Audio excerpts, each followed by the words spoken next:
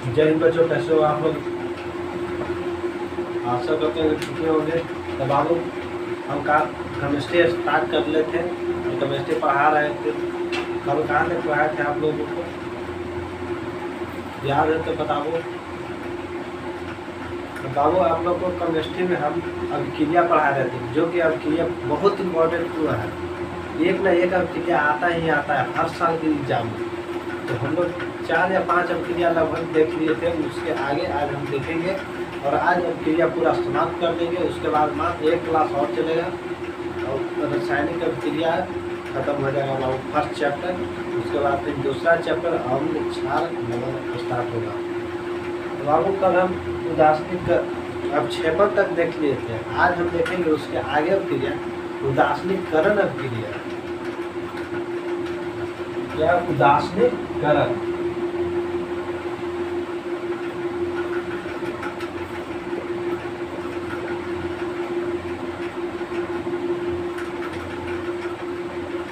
करण अभिक्रिया क्या है?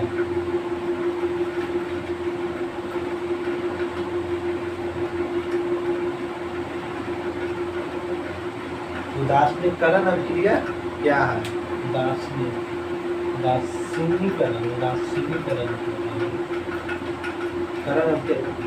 बाबू जे लाइक और सब्सक्राइब नहीं किया है, जो जल्दी जल्दी कर दीजिए, क्या है कि अब क्लास स्टार्ट होने वाला है। और क्लास स्टार्ट होने के बाद आप ध्यान से एकदम पढ़िए, दोबारा कभी भी वीडियो देखें ना पड़े, एक बार में पूरा समझ में आ जाए। तो आप लोग जानते हो तो बताइए कि उदासीनीकरण अभिक्रिया किसे कहते हैं। यह बाबू अभिक्रिया सबसे इम्पोर्टेंट है। जैसे संयोजन बताए, वियोजन बताए थे, एकल विस्थापन या विस्थापन, द्वि विस्थापन बताए थे कि इम्पोर्टेंट है। इसी तरह उदासीनीकरण अभिक्रिया भी बहुत इम्पोर्टेंट है बाबू, इसको भी आपको बहुत अच्छी तरह से समझना होगा। तो चलिए इसको हम चलते हैं, आज को सेशन को स्टार्ट करते हैं। और अपना लाइक और सब्सक्राइब करना न भूलें बाबू, ये सब्सक्राइब जरूर करें और अपने दोस्तों के पास शेयर करें। चलते हैं आगे। आप लोग बताइए कि उदासीनीकरण अभिक्रिया क्या है। बाबू उदासीनीकरण अभिक्रिया उसे कहते हैं जब वैसी रासायनिक अभिक्रिया जो अम्ल और क्षार अभिक्रिया कर लवण और जल का निर्माण करता है, उसी को हम लोग उदासीनीकरण अभिक्रिया कहते हैं। क्या बाबू? अम्ल और क्षार अभिक्रिया कर लवण और जल का निर्माण करता है, उसको उदासीनीकरण अभिक्रिया कहते हैं। जब देखते हैं बाबू परिभाषा लिख देते हैं, कहा कि परिभाषा और एग्जाम्पल दोनों पूछता है। 2 नंबर में दे देगा कि उदासीनीकरण अभिक्रिया क्या है, इसको उदाहरण सहित समझावे। आपको लिखे पड़ेगा, परिभाषा लिखे पड़ेगा, एग्जाम्पल लिखे पड़ेगा। तो आप लोग चलते हैं, तो परिभाषा लिखते हैं बाबू, आप लोग लिखिएगा साथ साथ। वैसी रासायनिक अभिक्रिया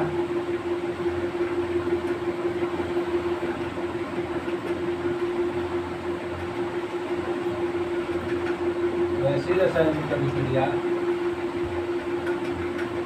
जिसमें अम्ल और क्षार, अम्ल क्षार कहे बाबू या भस्म कहे, अम्ल और क्षार अभिक्रिया कर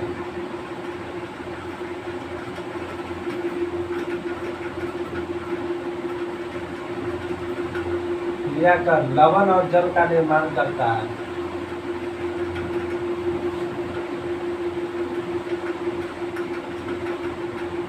जल का निर्माण करता है।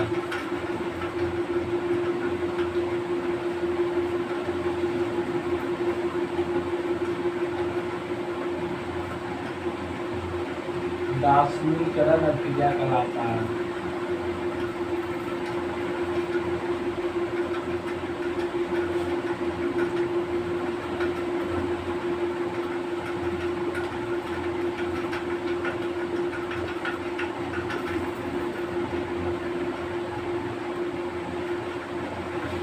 तो बाबू उदासीनीकरण अभिक्रिया किसको कहते हैं? जब अम्ल और क्षार दोनों मिलकर अभिक्रिया करता है तो लवण और जल बनाता है, उसी को हम लोग कहते हैं उदासीनीकरण अभिक्रिया।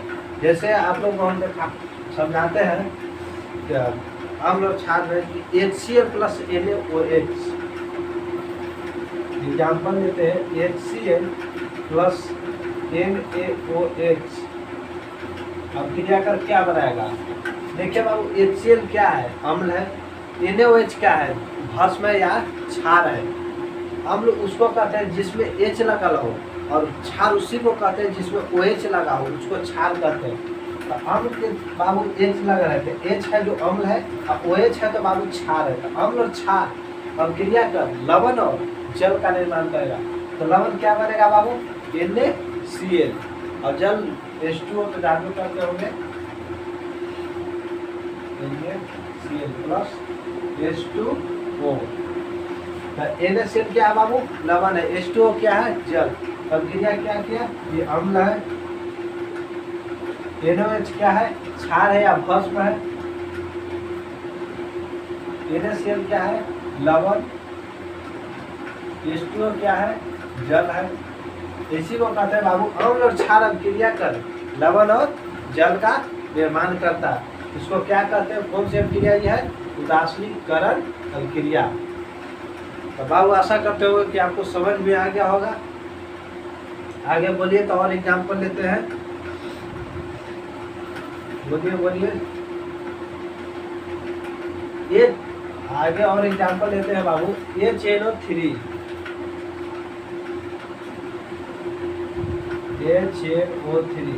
ये क्या है बाबू? अम्ल है कि क्षार है? जल्दी बताइए। तो बाबू HNO3 अम्ल है। इसके साथ हम क्रिया कराते हैं KOH। अम्ल और क्षार पहचाने तो सबसे बाबू शॉर्ट ट्रिक है, सबसे शॉर्ट। कुछ नहीं देखिए कि जिसमें H लगल हो तो अम्ल हो जाएगा, अब OH लगा हुआ है तो वह क्षार हो जाएगा। तो जैसे बाबू इन्हें क्या आप गड़बड़ा जाएगा कि एक बार में भी तो H है, इसमें भी H है, तो ये दोनों अम्ल है। नहीं बाबू, OH साथ आया, OH KOH, K पोटेशियम है बाबू, OH हाइड्रोक्साइड। OH जब साथ में हो तो क्षार, H सिंगल हो तो अम्ल है। ये अम्ल और क्षार पहचाने की सबसे शॉर्ट ट्रिक है। बताइए क्या बनाएगा? HNO3 प्लस KOH अब क्रिया कर क्या बनाएगा? लवण और जल बनाएगा। तो लवण क्या बना बाबू? आप लोग बताइए। लवण बना बाबू KNO3 प्लस H2O। आप लोगों को समझ में आ गया होगा यार। तो स्क्रीनशॉट ले लीजिए, फिर चलते हैं अब अगले में। फर्स्ट अगला आप क्रिया।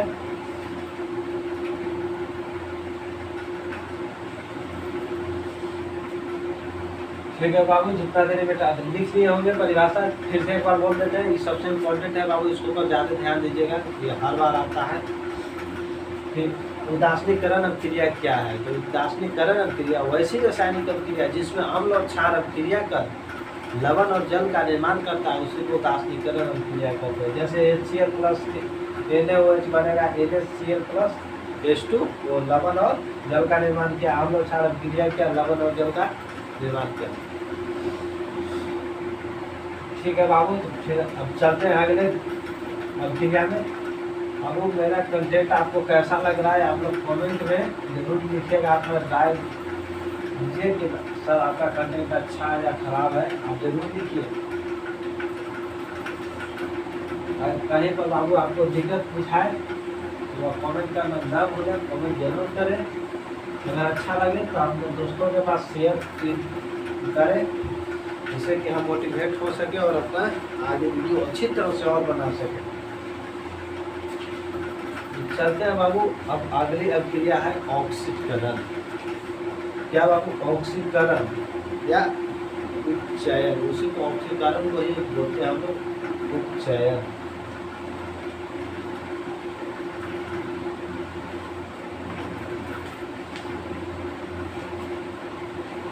ऑक्सीकरण या उपचयन।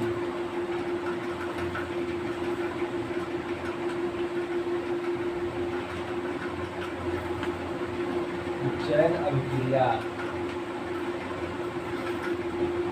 क्या है? तो बताइए बाबू, नाम से स्पष्ट हो रहा होगा कि ऑक्सीकरण अभिक्रिया क्या है। ऑक्सीकरण को ही हम लोग उपचयन बोलते हैं, कभी कभी उपचयन भी लिख देता है ऑक्सीकरण की जगह। तो बताइए कि ऑक्सीकरण अभिक्रिया क्या है। तो बाबू ऑक्सीकरण अभिक्रिया वैसी रासायनिक अभिक्रिया जिसमें ऑक्सीजन का जुड़ना और हाइड्रोजन का हटना ऑक्सीकरण कहलाता है। क्या ऑक्सीजन का संयोग और हाइड्रोजन का निष्कर्षण ही ऑक्सीकरण अभिक्रिया कहलाता है। तो लिख देते हैं बाबू, वैसी रासायनिक अभिक्रिया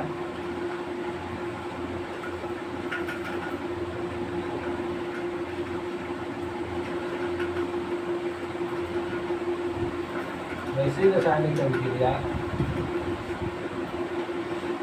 जिसमें ऑक्सीजन जुड़ता है और हाइड्रोजन निकलता हो, जिसमें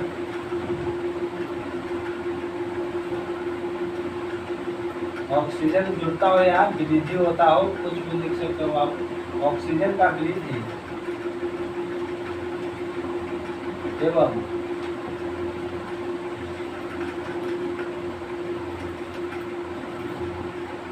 हाइड्रोजन की कमी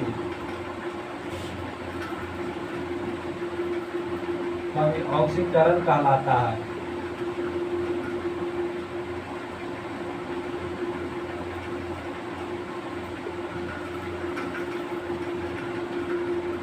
ऑक्सीकरण कहलाता है। जैसे बाबू Mg+O2, जैसे एग्जाम्पल लेते हैं Mg+O2, क्या बना MgO। इसमें क्या हुआ बाबू, क्या आपके हम लिखा है ऑक्सीकरण अभिक्रिया में ऑक्सीजन का वृद्धि हाइड्रोजन का कमी। तो ऑक्सीजन का वृद्धि बाबू कैसे हुआ, जैसे मैग्नीशियम को जब ऑक्सीजन के साथ अभिक्रिया कराए तो मैग्नीशियम ऑक्साइड यानी कि ऑक्सीजन आगे मिल गया, ऑक्सीजन की वृद्धि हो गया। इसमें हाइड्रोजन नहीं है बाबू तो कुछ नहीं सोचता है, अगर हाइड्रोजन रहता तो हाइड्रोजन की कमी होता, हाइड्रोजन अलग हो जाता। जैसे हाइड्रोजन अगर रहता तो H+ हो जाता अलग, यानी कि हाइड्रोजन की कमी होने लगा। इसी तरह बाबू अगला क्रिया आता है अपचयन, अपचयन या अवकरण।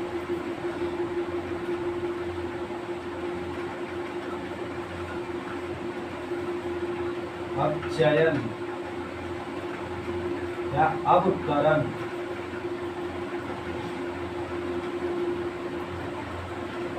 अवकरण अभिक्रिया क्या है। तो बाबू ये कुछ नहीं है, इसका डायरेक्ट विपरीत, इसका विपरीत ही अपचयन, अपचयन या अवकरण अभिक्रिया होता है। इसमें ऑक्सीजन की वृद्धि हुआ था और हाइड्रोजन की कमी, इसमें हाइड्रोजन का वृद्धि होगा बाबू ऑक्सीजन की कमी। तो डायरेक्ट लिख देते हैं बाबू, ऑक्सीजन की कमी और हाइड्रोजन की वृद्धि ही अपचयन अभिक्रिया कहलाता है। हाइड्रोजन की वृद्धि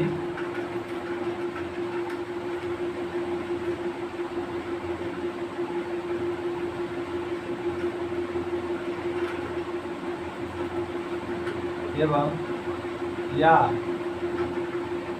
ऑक्सीजन की कमी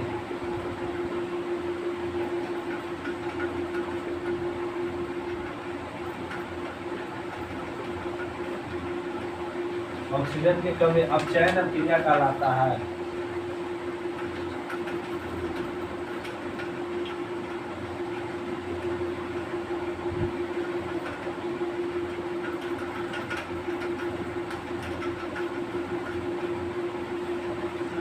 क्या बाबू अपचयन अभिक्रिया चाहिए, अवकरण अभिक्रिया में क्या होता है कि हाइड्रोजन की वृद्धि होता है और ऑक्सीजन की कमी होता है। हाइड्रोजन की वृद्धि होता है और ऑक्सीजन की कमी होता है, जिसमें उसको क्या कहते हैं अपचयन अभिक्रिया। जैसे बाबू H2+Cl2,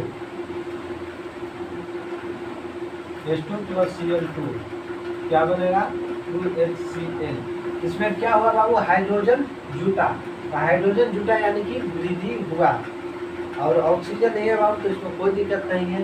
ऑक्सीजन आता तो ऑक्सीजन अलग होता, इसमें हाइड्रोजन है अलग, hydrogen plus chlorine hydrogen plus chlorine दोनों दो तत्व था, दोनों एक साथ जुट गया, यानी कि हाइड्रोजन की वृद्धि हो गया। इसी को क्या कहते हैं? अपचयन। वृद्धि या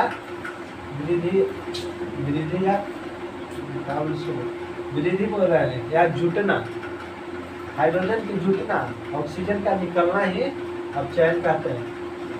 जुटना या वृद्धि दोनों एक ही बाबू। वृद्धि का यानी कि बाहर, और जुटना माने कि जुटा नहीं। इसी तरह बाबू हम एक और लेते हैं H2 plus I2 plus I2 क्या बनेगा? HI। इसमें भी क्या हो रहा है बाबू? हाइड्रोजन का वृद्धि हो रहा है। आशा करते हो कि ये दोनों समझ में आ गया होगा। ये दोनों उतना इम्पोर्टेंट नहीं है बाबू, लेकिन तैयो पढ़ा दिए कि चल सब पढ़ना चाहिए। अगर कहीं पूछ दिया तो क्या करेगा फिर? कहते हैं इसको सब ले लीजिए। इसके आगे बाबू एक आता है क्रिया रेडॉक्स अभिक्रिया। रेडॉक्स अभिक्रिया क्या होता है? ये ही दोनों को एक साथ रेडॉक्स अभिक्रिया कहलाता है। इसमें ऑक्सीकरण अपकरण दोनों का गुण एक साथ पाया जाता है, उसको क्या कहते हैं बाबू? रेडॉक्स अभिक्रिया।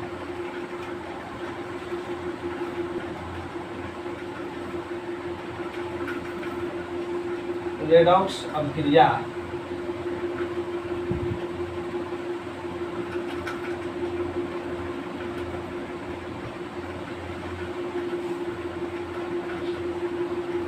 क्या बाबू? रेडॉक्स अभिक्रिया।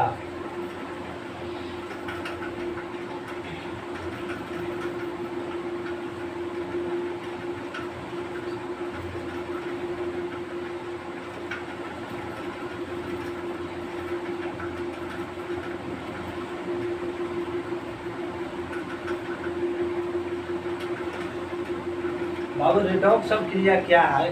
वैसी रासायनिक अभिक्रिया जिसमें ऑक्सीकरण अपकरण दोनों का गुण पाया जाता है, उसी को रेडॉक्स अभिक्रिया कहते हैं बाबू। जैसे ऑक्सीकरण पढ़ाए थे जिसमें ऑक्सीजन का वृद्धि हाइड्रोजन का कमी, अपकरण पढ़ाए थे जिसमें हाइड्रोजन की वृद्धि ऑक्सीजन का कमी। ये दोनों क्रिया एक साथ जब हो उसी को हम लोग रेडॉक्स अभिक्रिया कहते हैं। यानी कि जब दोनों क्रिया साथ साथ चले तो उसको हम बोलते हैं रेडॉक्स अभिक्रिया। ऑक्सीकरण का भी गुण और अपकरण का भी गुण, दोनों का गुण एक साथ हो उसको बोलते हैं रेडॉक्स अभिक्रिया। तो चलिए इसको परिभाषा लिख देते हैं। वैसी रासायनिक अभिक्रिया जिसमें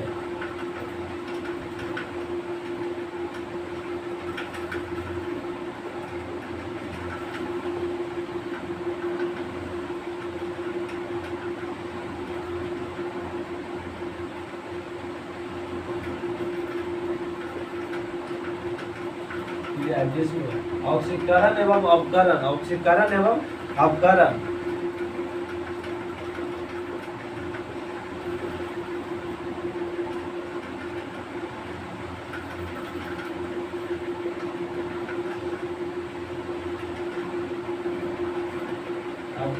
दोनों का गुण पाया जाता हो,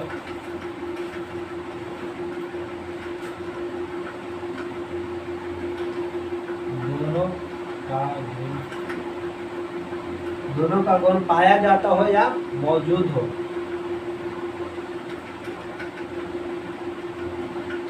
मौजूद या पाया।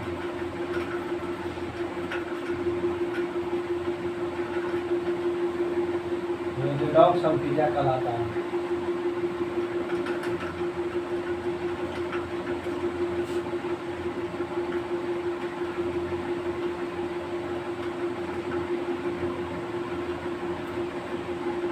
इसको बाबू रेडॉक्स अभिक्रिया कहते हैं। जैसे बाबू CuO+H2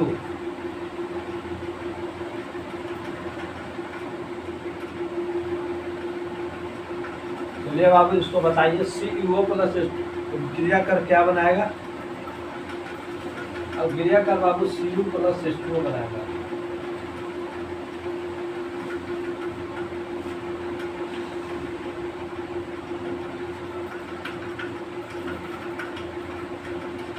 देखिए बाबू आपको पढ़ाए थे ऑक्सीकरण। ऑक्सीकरण में क्या पढ़ाए थे बाबू? ऑक्सीजन की वृद्धि और हाइड्रोजन की कमी।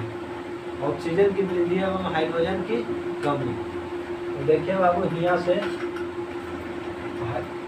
ऑक्सीजन की वृद्धि हो रहा है और हाइड्रोजन की कमी हो रहा है। अब अवकरण में क्या पढ़ाए थे कि ऑक्सीजन की कमी और हाइड्रोजन की वृद्धि। तो देखिए बाबू यहाँ से ऑक्सीजन हट रहा है, ऑक्सीजन है कि ना बाबू, यहाँ नहीं आया, यानी कि ऑक्सीजन की कमी हो गया, अब हाइड्रोजन की वृद्धि हो गया बाबू। इसी को कहते हैं रेडॉक्स अभिक्रिया। चलते हैं तो रेडॉक्स अभिक्रिया खत्म हो गया, इन दोनों में गुण पाया जाता था। अब आगे इसके चलते हैं अभिक्रिया। अब इसके सब छोटा छोटा अभिक्रिया बाबू, ये सब कोई बड़ा अभिक्रिया नहीं है।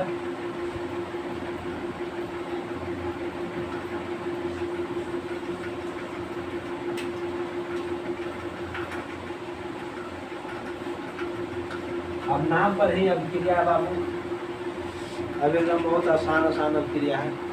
चलिए ऊष्मीय वियोजन अभिक्रिया।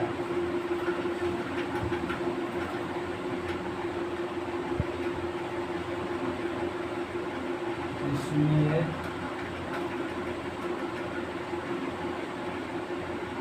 वियोजन अभिक्रिया।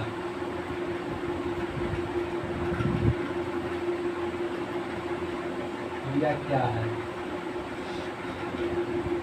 देखिए बाबू, ये कोई खास इंपॉर्टेंट नहीं है तो ये पढ़ा देते हैं। ऊष्मीय वियोजन अभिक्रिया वैसी रासायनिक अभिक्रिया जिसमें कोई पदार्थ, वैसी रासायनिक अभिक्रिया जिसमें कोई पदार्थ ऊष्मा के कारण टूट जाता है, उसको ऊष्मीय वियोजन अभिक्रिया कहते हैं। जैसे बाबू हम एग्जाम्पल ले लेते हैं, PbNO3 और 2। जब इसको बाबू ऊष्मा हम लोग देंगे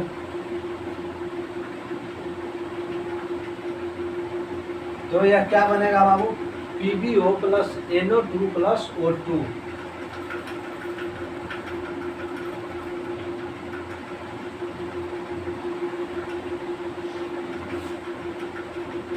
इसी को बाबू हम लोग ऊष्मीय वियोजन अभिक्रिया कहते हैं। ऊष्मीय वियोजन अभिक्रिया किसे कहते हैं, वैसे परिभाषा सुनिएगा बाबू अच्छे से, कहा गया परिभाषा लिखाएंगे नहीं, सब बहुत छोटा छोटा, इस सब को परिभाषा लिखाना उतना इम्पोर्टेंट नहीं है। तो बाबू बोल देते हैं, आप लोग जिसको लिखना होगा वो लिख लीजिएगा। तो लिखिए बाबू, अगर लिखना होगा तो वैसी रासायनिक अभिक्रिया, वैसी रासायनिक अभिक्रिया जिसमें कोई पदार्थ ऊष्मा के कारण टूट जाता है, वैसी रासायनिक अभिक्रिया जिसमें कोई पदार्थ ऊष्मा के कारण टूट जाता हो, उसे ऊष्मीय वियोजन अभिक्रिया कहते हैं। जैसे बाबू PbNO3 इंटू 2, तो जब तक हम ऊष्मा नहीं देंगे वह टूट नहीं सकता है। PbNO3 होल 2 को जब तक हम लोग ऊष्मा नहीं देंगे, ऊष्मा यानी कि हीट, जब उसको ताप नहीं देंगे, गर्म चीज नहीं देंगे, तब तक गर्म नहीं करेंगे वह टूट नहीं सकता है। तो इसलिए इसको प्लस ऊष्मा लगाएं, जब तक यह ऊष्मा लेगा ही लेगा, जब तक ऊष्मा नहीं लेगा तब तक ये टूट नहीं सकता। जब टूटेगा तो इसी को बोलेंगे ऊष्मीय वियोजन अभिक्रिया। तो किसमें टूटेगा बाबू, PbO plus NO2 plus O2 में यह टूट जाएगा। अब बाबू आशा करते हो कि आपको समझ में आया होगा इतना। तो बाबू कौन कौन अभी तक सब्सक्राइब किए हैं जल्दी जल्दी कमेंट कीजिए कि हम बाबू सब्सक्राइब किए हैं, इतना दोस्तों को अपने पास सब्सक्राइब करवाए हैं। आप लोग बाबू इतना मेहनत करते हैं तो वह भी नहीं करते हैं, मोटिवेट होते हैं बाबू। आप लोग ही जब लाइक करते हैं, सब्सक्राइब करते हैं ना बाबू, तो हम भी मोटिवेट होते हैं और पढ़ाने का जुनून होता है। नहीं, बच्चों हमारे ऊपर इतना जब कर रहे हैं तो हम भी बच्चों के लिए करें और अच्छे से अच्छे कंटेंट लेकर आए। चलते हैं बाबू, तो अगला अभिक्रिया विद्युतीय वियोजन अभिक्रिया। अगला अभिक्रिया बाबू विद्युतीय वियोजन अभिक्रिया।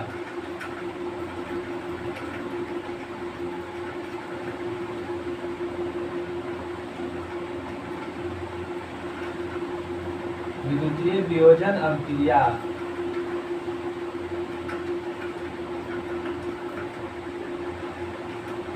क्या है, यह भी कुछ नहीं है बाबू। जब इसमें विद्युत धारा प्रवाहित करेंगे तो विद्युतीय वियोजन अभिक्रिया होगा, इसमें ऊष्मा देंगे तो ऊष्मीय वियोजन अभिक्रिया होगा। इसमें विद्युत धारा जब प्रवाहित कराएंगे तब विद्युतीय वियोजन अभिक्रिया होगा। जैसे बाबू उसको परिभाषा बोलते हैं, वैसी रासायनिक अभिक्रिया जिसमें वियोजन विद्युत धारा के कारण होता है। क्या बाबू? विद्युत धारा के कारण जब विवाह टूट जाता है तब उसी को कहते हैं विद्युतीय वियोजन अभिक्रिया। बिना बाबू विद्युत धारा प्रवाहित किए यह टूट नहीं सकता है, इसको क्या कहते हैं? विद्युत वियोजन अभिक्रिया, विद्युतीय वियोजन अभिक्रिया। जैसे बाबू हम लोग देते हैं जल H2O, विद्युत धारा,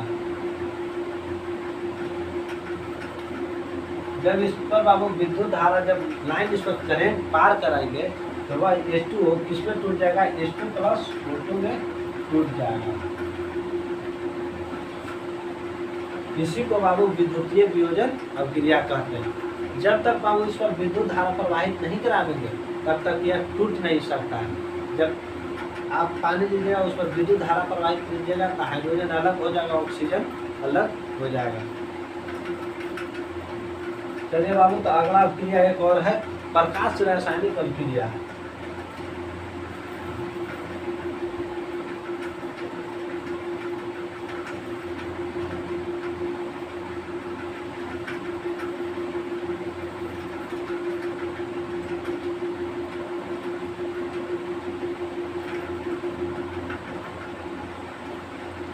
अभिक्रिया क्या है? इसमें भी कोई दिक्कत नहीं है बाबू। जब इसमें प्रकाश देंगे, सूर्य का प्रकाश जब इसे पार होगा तब ही ये टूटेगा। तो जो सूर्य के प्रकाश में संपन्न होगा बाबू तो उसको क्या कहेंगे? प्रकाश रासायनिक अभिक्रिया। यानी कि परिभाषा इसको बोल सकते हैं वैसी रासायनिक अभिक्रिया, वैसी रासायनिक अभिक्रिया जिसमें सूर्य के प्रकाश में संपन्न होता है। जो सूर्य के प्रकाश में संपन्न होता है उसे प्रकाश रासायनिक अभिक्रिया कहते हैं। जैसे बाबू हम लोग लेते हैं AgCl,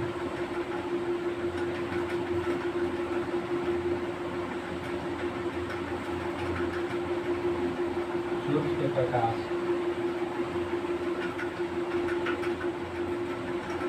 जब बाबू AgCl सिल्वर क्लोराइड को जब हम सूर्य के प्रकाश में रख देंगे बाबू तो वह ये सिल्वर अलग और क्लोराइड अलग हो जाएगा।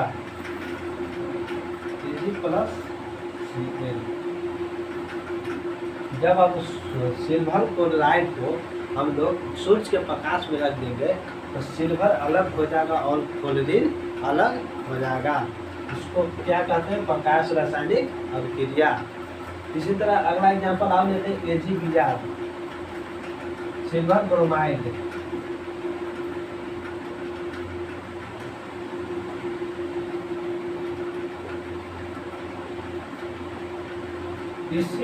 इसको भी बाबू जब हम सूर्य के प्रकाश में रखेंगे तो भैया क्या हो जाएगा? सिल्वर अलग हो जाएगा और ब्रोमीन अलग हो जाएगा।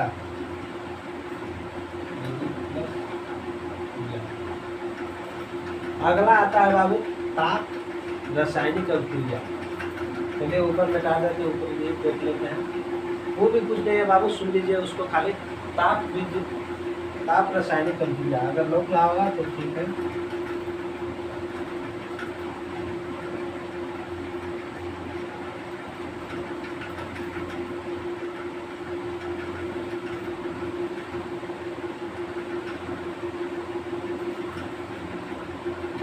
ताप रासायनिक अभिक्रिया वैसी रासायनिक अभिक्रिया जो ताप के कारण संपन्न होता है बाबू, उसको ताप रासायनिक अभिक्रिया बोलते हैं। तो बाबू आप लोग को अभिक्रिया हो गया समाप्त। अब इसके आगे आता है बाबू दहन और ज्वाला। बात एक क्लास और है बाबू, बोलिएगा तो यहीं पर समाप्त कर देते हैं, न तो फिर अगला क्लास में दहन और ज्वाला आपको समाप्त कर देंगे। बताइए बाबू मेरा आपको कंटेंट कैसा लगा? अगर आपको अच्छा लगा होगा बाबू तो अपने दोस्त के पास शेयर जरूर कीजिए।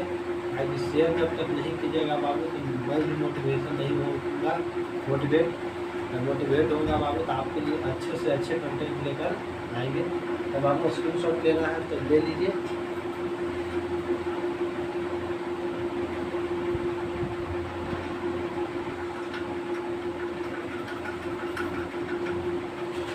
ठीक ठीक है बाबू, आप लोग ले लिए होंगे तो फिर आज इतने पर रखे। अब क्रिया आपका समाप्त हो गया। अब अगले चैप्टर एक क्लास और चलेगा, उसमें दहन और ज्वाला। और चैप्टर खत्म करने के बाद बाबू आपको ऑब्जेक्टिव वाला चैप्टर के करा देंगे। अगर सब्जेक्टिव भी बाबू 5 नंबर वाला बोलिएगा तो आप लोग कमेंट में लिखिएगा कि सर सब्जेक्टिव भी चाहिए, तो सब्जेक्टिव भी पूरा करा देंगे। जब ऑब्जेक्टिव कराएंगे बाबू, ऑब्जेक्टिव आपको लेके आएंगे। ऑब्जेक्टिव बहुत जरूरी है, बिना ऑब्जेक्टिव का एग्जाम नहीं पास हो सकते हैं। कहेंगे 80 है ना बाबू, 80 में आपको 40 बनाना होता है, तो आपको 80% बहुत साइंस में मायने रखता है। इसे ऑब्जेक्टिव पर भी ध्यान देना चाहिए। और ठीक है, ऑब्जेक्टिव लेके आ रहे हैं। ये चैप्टर कल आपको समाप्त हो जाएगा। उसके बाद कल के अगला दिन आपको 2 नंबर वाला और ऑब्जेक्टिव करा देंगे। ठीक है, तो मिलते हैं फिर अगले क्लास में। आज के लिए इतना ही। थैंक यू, धन्यवाद।